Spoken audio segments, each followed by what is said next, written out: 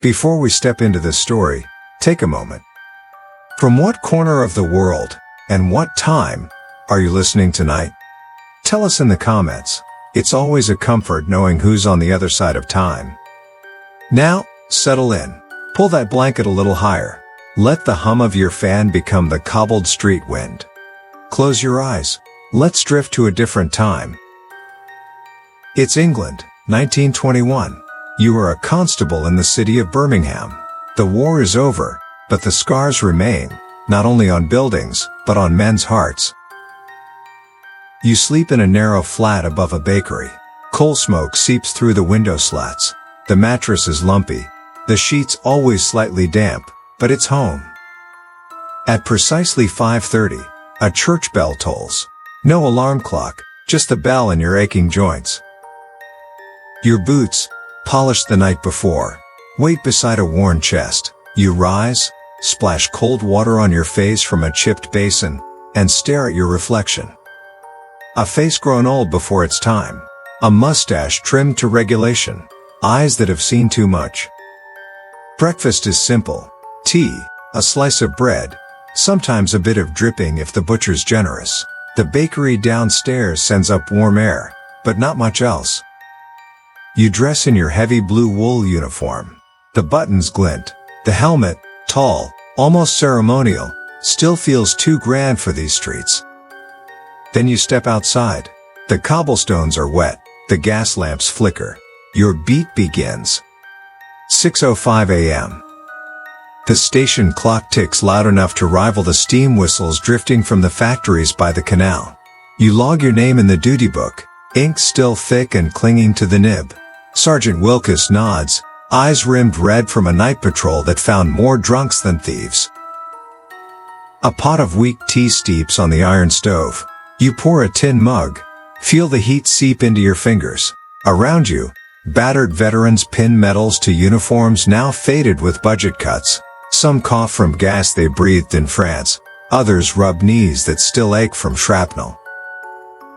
Orders are read. Keep an eye on the tram depot. Union men threaten a strike. Break up card games under the viaduct. Mind the orphan boys scrounging coal near the rail yard. Nothing glamorous, yet every line could turn sharp if pride or poverty ignite it. You step back onto the street. Horse carts rattle. Motor cars sputter. Children in threadbare coats chase the smell of fresh bread. A woman selling matches tips her cap. You return the gesture. Your beat is 9 blocks long, mapped in memory. Baker, pawn shop, butcher, 2 pubs, a dark alley the gas lamps never quite conquer. Every doorway holds a story, some whispered, some waiting to shout. As you walk, your boots splash through last night's rain.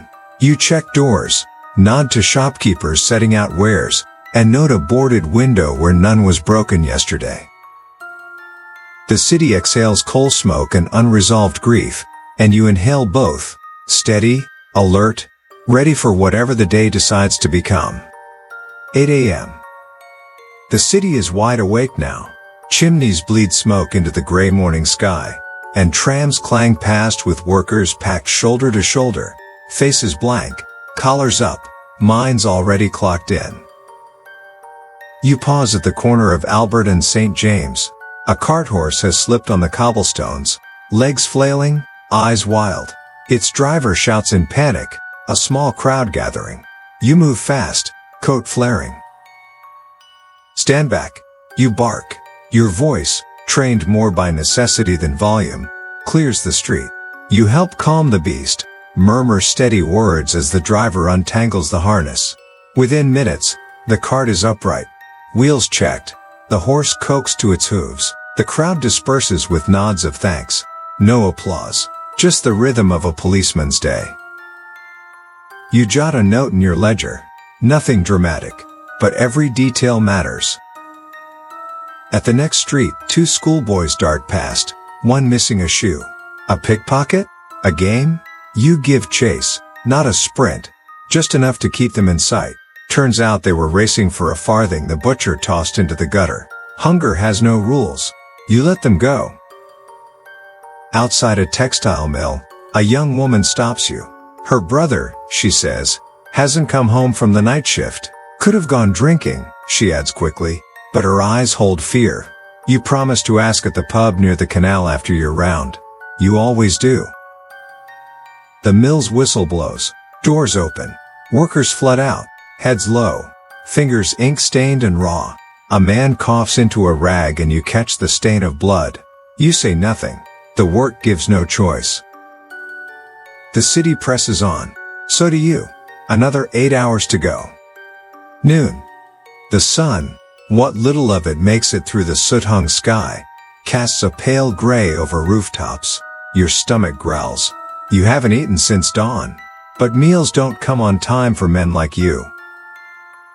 You step into a narrow alley behind the station. There's a bench there, half rotted and slick with rain from 3 nights ago. You sit anyway. From your coat pocket, you pull a tin of cold corned beef and a slice of stale bread wrapped in wax paper. It's not a meal, it's survival. As you eat, you watch the city move. A child with no shoes drags a stick across the curb for amusement. A chimney sweep, blackened from soot, coughs violently into his sleeve. A woman walks past carrying a sack of coal almost as big as her. This is peace, post-war. A constable passes by and tips his helmet. You nod in return. No small talk.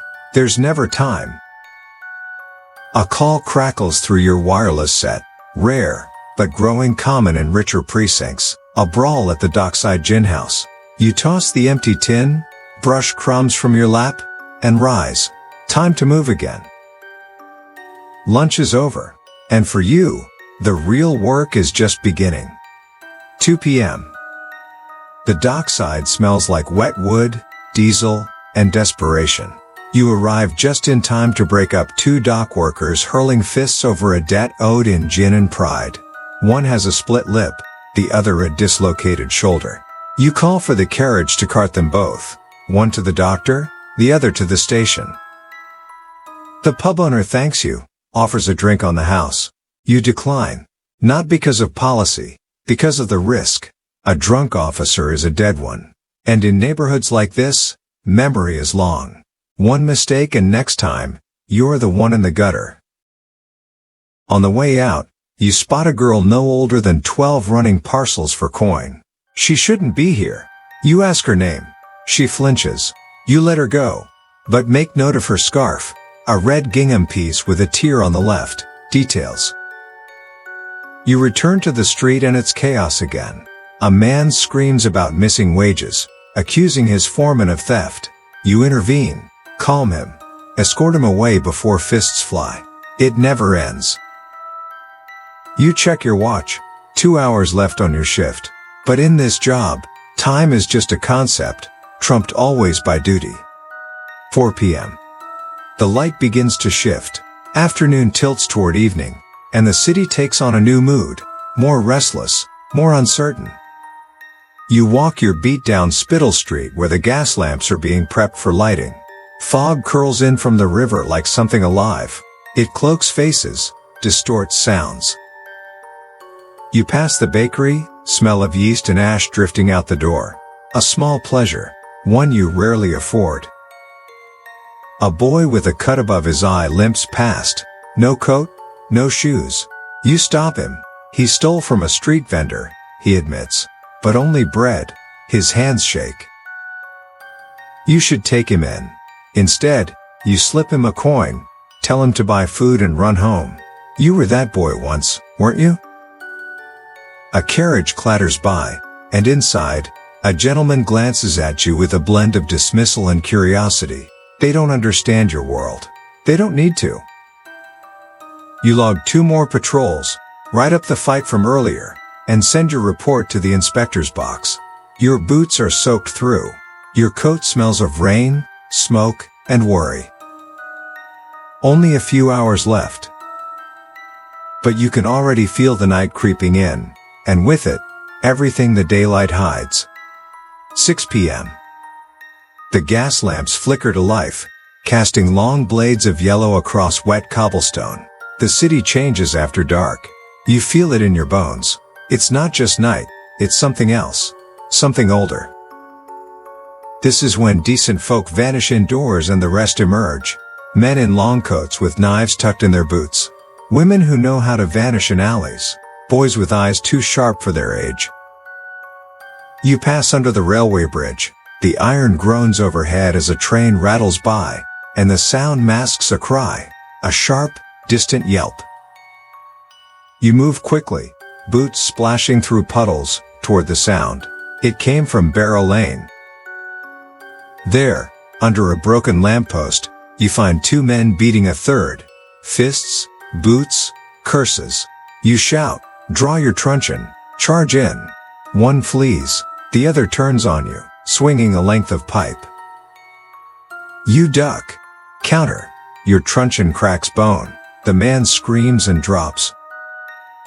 The victim lies curled and moaning. You lift him. He's drunk, barely conscious. His blood stains your coat.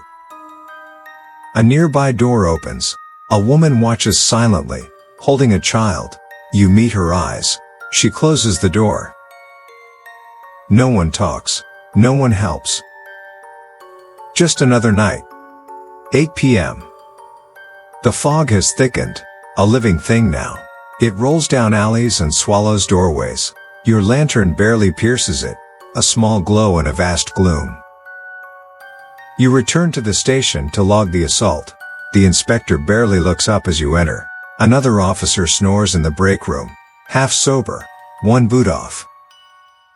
You wash the blood from your hands in freezing water. No towels.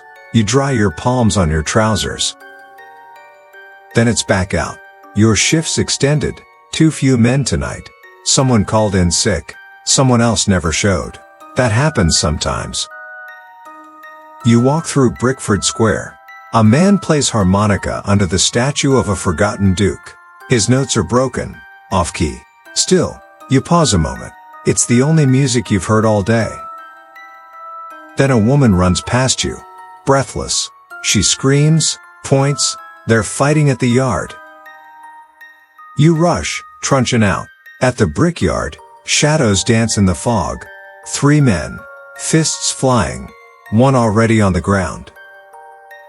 You shout. No response. You wade in. A bottle smashes near your head. Another grazes your shoulder. It's chaos. You manage to subdue one. The others scatter like rats. You drag the bleeding man to the side, press your coat to his wound. He looks up at you, dazed. They knew I'd talk, he whispers. That's why they came. You don't ask more. You already know too much. 10 p.m. You return to your beat. The streets are quieter now, but not safer. You patrol past shuttered shops, the butcher's window still fogged from the day's trade.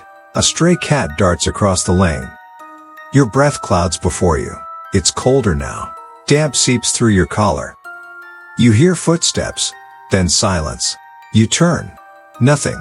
Just fog. And memory. You think of the war. Unbidden. Shells. Mud. Men screaming for mothers who would never hear them. You shake it off, but it clings. You stop outside St. Agnes Church. The bell tower looms above, dark and crooked. A priest stands by the gate. He nods to you.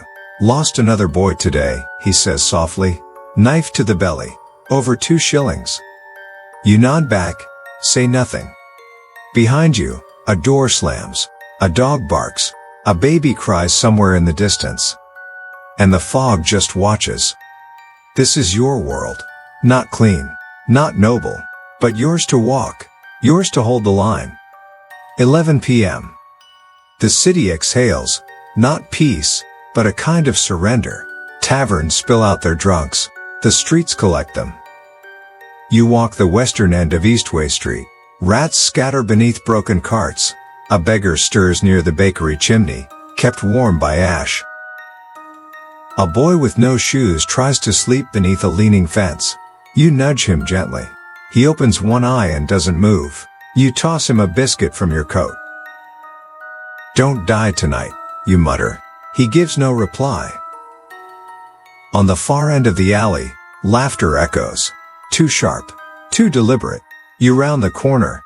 A group of young men, maybe veterans like you, maybe not. One holds a pocket knife, scratching a name into a brick wall.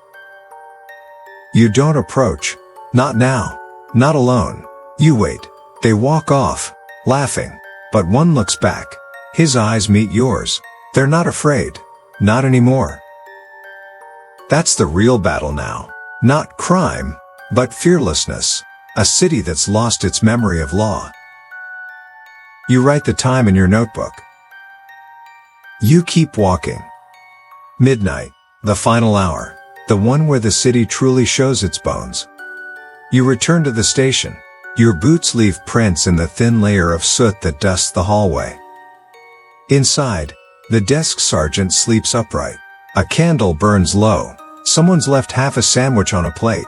You eat it without asking. Hunger trumps politeness. You sit, finally, on the wooden bench near the back wall. Your legs throb. Your hands are scraped. You smell of iron and smoke. A constable you don't know enters. Young. Clean uniform. Fresh boots. You all right, sir? He asks. You nod once. He leaves. He doesn't know yet. On the wall is a list of names. Officers lost in service. Some in the war. Some in the alleys. You know 3. You wonder, briefly, if your name will ever be added. Then you push the thought down like you've done 100 times before. It's time to go home. 1 a.m. The walk home is slow. Your pace drags. The streets are mostly silent, but never still. A milk cart clatters 2 lanes over. A church bell tolls faintly through the fog. You pass Mrs. Gladwell's window. The light's still on. She hasn't slept since her son didn't return from Ypres. Your flat is cold. You light the stove, but it fights you. A few embers catch. You sit in your chair by the window, remove your boots with shaking hands. Your uniform lies folded over the railing. Damp. Heavy. You stare at it, knowing in just a few hours, you'll wear it again. You look outside. The fog has settled into the bones of the city. Everything is still. You take a sip from a bottle you keep hidden in the drawer. Just one. Enough to warm the ghosts. Then you close your eyes. Tomorrow will come. And you will answer it. Because that's what you do. Not because you're brave. Not because you're strong. But because someone has to. You try to sleep. But sleep doesn't come. The chair creaks beneath you. The embers in the stove have died. Yet your mind won't let the day go. Not because of the fight. Not because of the blood. But because of her. Emily Grace Hatherfield. The name returns like an old wound reopened. 17 years old. Vanished 3 winters ago, after walking home from the factory on Copper Street. She never arrived. No body. No note. No trace. Just silence. You weren't on the case originally. But you remember the father, Thomas. Wore a black waistcoat, hands always trembling. Came in every morning, hoping for news. And one night, while on patrol, you found him, sitting outside the station, soaked in rain, with his daughter's scarf folded in his hands. They said I should forget, he whispered, but you can still hear her sometimes. Whispers behind walls, steps that vanish when you turn. You'd chalked it up to grief. Until now. Because last night, near St. Alden's Hill, you heard the same thing. A footstep, just one, behind you. But when you turned, there was nothing but fog. Morning never comes easily, but this one carries a different weight. You skip breakfast. The egg would taste of ash anyway. Instead, you open your casebook, the one you kept hidden, pages yellowed with time. Emily's file is thin, just notes, a charcoal sketch, a scrap of handwriting from a birthday card. You study the old map of Copper Street. Red pencil marks the last place she was seen.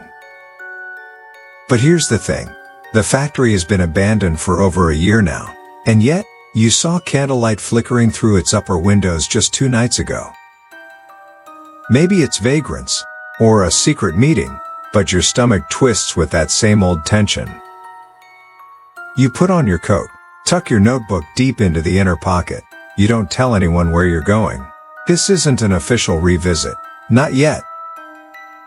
The city is waking slowly. Fog lingers low, clinging to your knees. The soot on the cobbles looks like dried blood. You pass Copper Street again, and this time, you stop. You listen. And there it is. Soft. Almost nothing. A humming sound, like a lullaby through a locked door. You reach for your revolver, not out of readiness, out of fear. Because that lullaby, it matches the one from the birthday card. 3 years gone. But something, or someone, is still singing. The gate creaks open without resistance.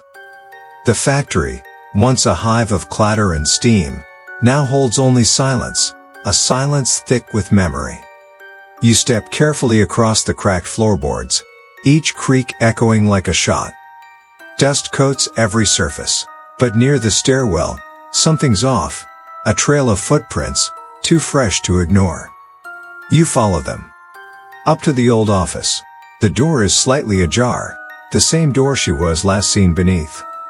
Inside, a table, a chair, a candle stub still warm. And on the wall, in charcoal, a name scratched in uneven letters. Grace. Your breath fogs in the cold, but your skin is hot. Someone's been here, someone who remembers. A soft clatter behind you. You spin. But the hall is empty. Then, a voice, no louder than a sigh. She didn't run. You race down the stairs. Outside, nothing. Just fog. And a train in the distance, groaning through the morning. Was it memory? Madness? Or someone who still walks these halls, hiding in shadows, watching the watchers? Back at the station, the warmth of routine feels alien.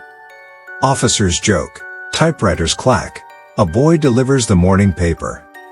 But your mind stays locked on that name scratched in charcoal, Grace. You slip away to the archive. Ask no one. Let no one follow. In the basement, the air is thick with old ink and mildew. Row upon row of ledgers, boxes, records forgotten. You pull the old case file again. Cross-reference every name, every address. Then you find it. A janitor listed in the early reports, dismissed for drunkenness just days before the disappearance. You remember his name now? Harold Finch. Lives out by the railway arches. The place people forget. You take your coat again. Revolver, too.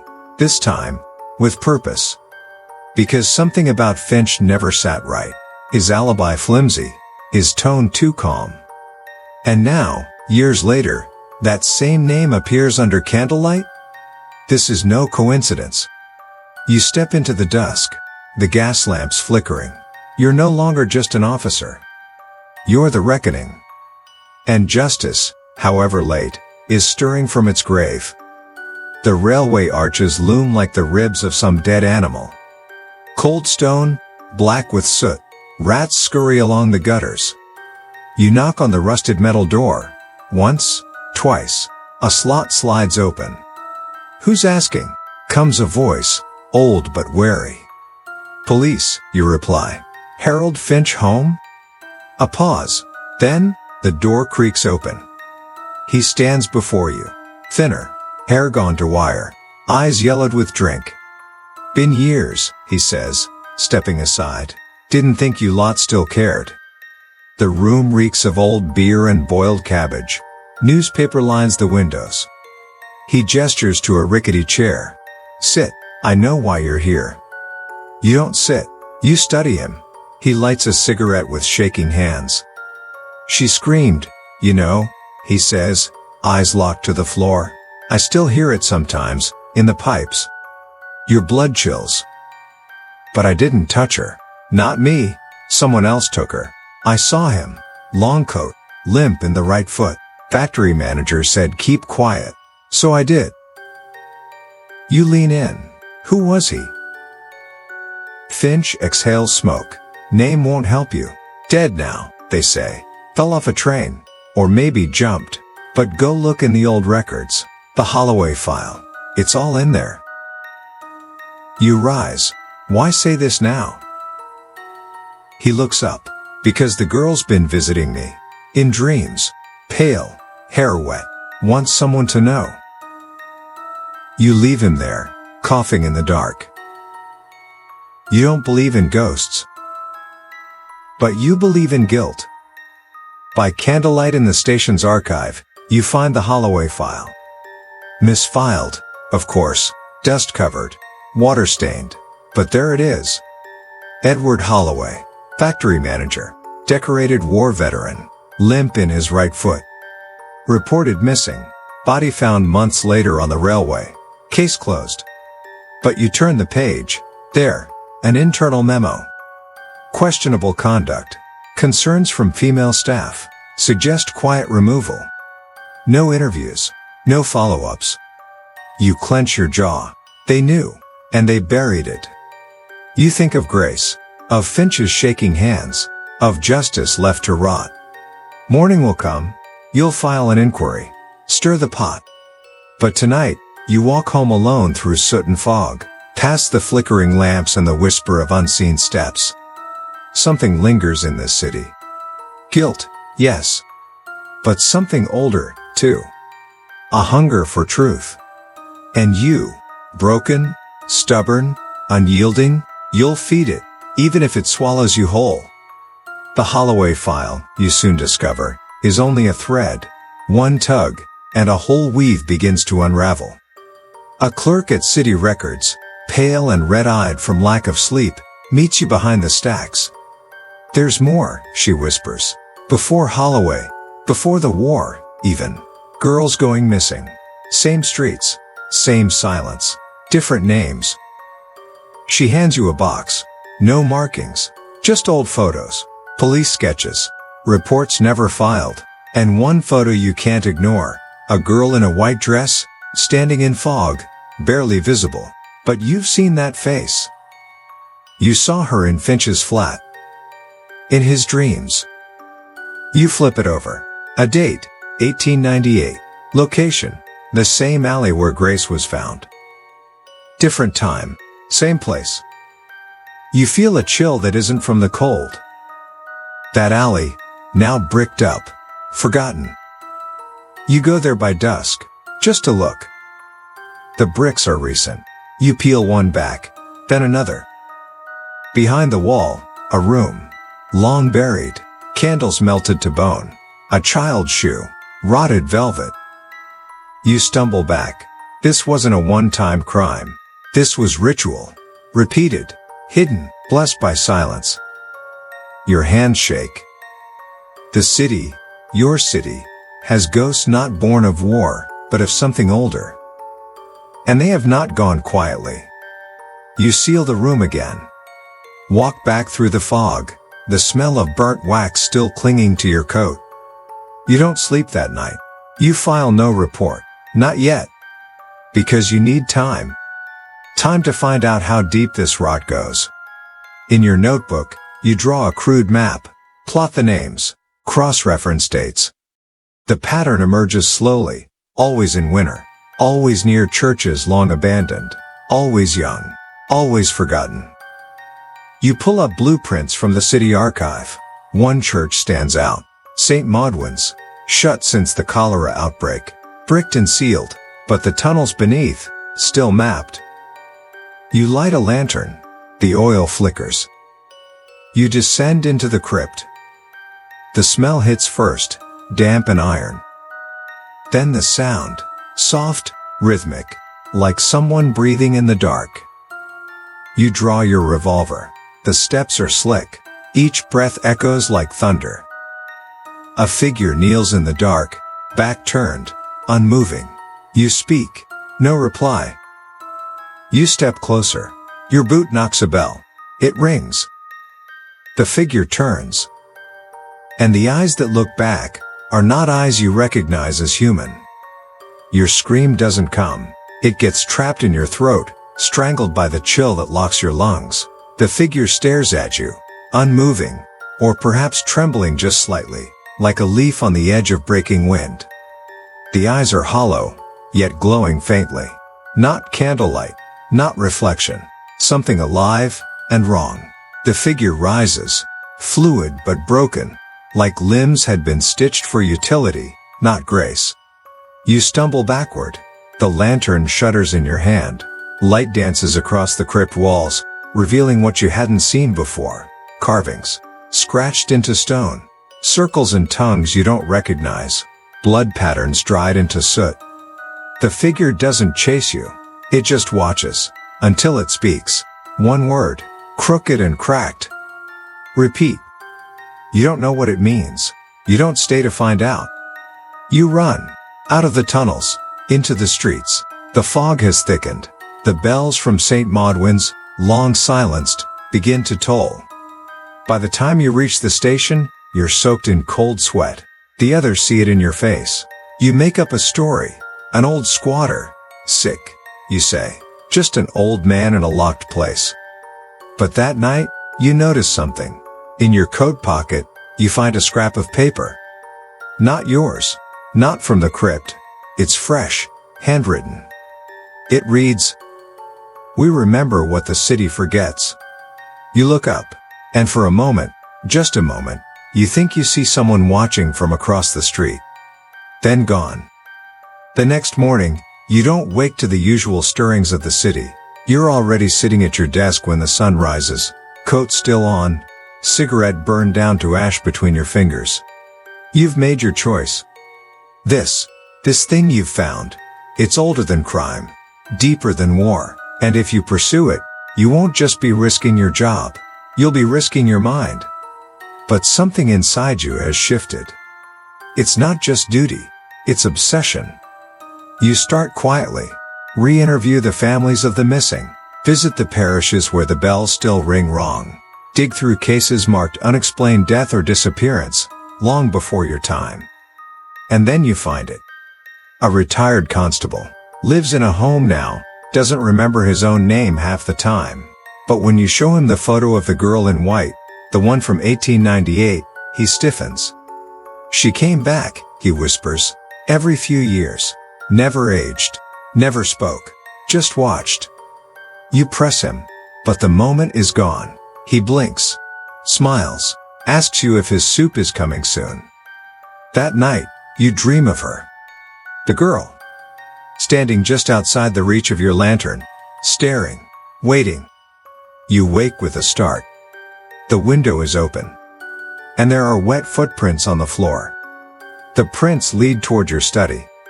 You follow them with your revolver raised, heart pounding like a war drum in your ears. Nothing. No broken window. No sign of entry. Just those prints, still damp. You mop them away, but the unease lingers.